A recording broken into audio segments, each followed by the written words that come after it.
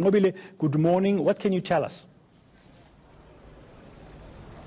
Well, Bradan, I can definitely tell you that there is, in fact, a lot of looting in the streets. As you can see behind me, it's very busy. You will see that there's just shops just across that have been looted. They've been burnt down, and there's a lot of things that has happened overnight. But just to get an understanding of what are the details behind this looting, we have here Captain Masondo, who is going to tell us more as to what happened yesterday. Yesterday, around about 5 o'clock in the morning, we received a call to say there's a building that is burning in Jeppestown. We immediately rushed to the area. Indeed, when we got there, we found that there's a building that was burning. Then we called our colleagues from emergency services and firefighters. They came to the scene. Preliminary investigation revealed that 3 people died from that scene. But then we are still investigating what was the cause of fire in that building. People that were around that vicinity while we were busy with our investigation, then they started to go to the shops that were around that area. They started to break into those shops. They started to loot some items. And then we had to call a backup from our public order police. We managed to contain the situation.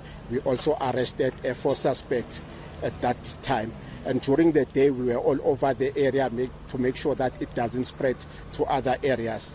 Late in the evening is then that the perpetrators came here at Jules Street in Malvern. They started to break into the shops. They started to burn, to set alight people's cars. But again, we managed to arrest 22 people.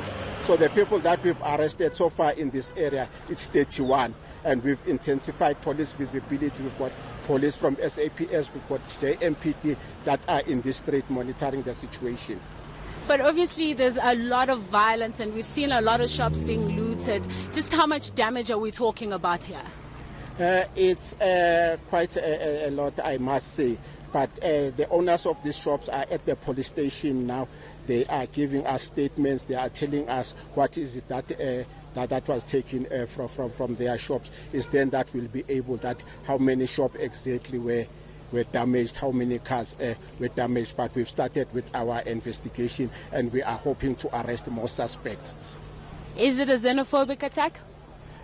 I won't confirm to say it's a xenophobic attack or to say they were only targeting shops that are owned by foreign nationals, because we've got shops like a Pep store, we've got shops like a ShopRite that have been damaged, we've got Russell, a furniture shop just in front of us here. So we cannot confirm, but what I can say is that we are dealing with criminals here. It's criminality, but nothing else. And I'm telling you that no, we are going to arrest most of the people that are responsible for all these damages.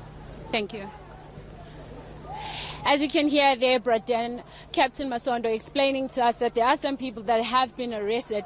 But just to give you an idea, behind me, you'll see there are 2 cars that are burnt down.